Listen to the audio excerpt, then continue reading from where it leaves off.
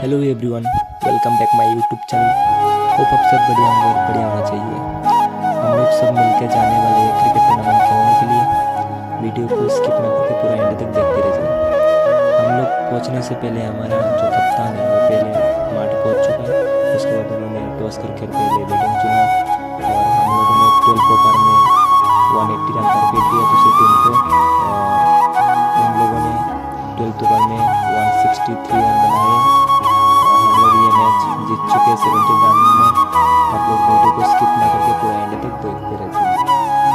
हमारा जो दो ओपनर बैट्समैन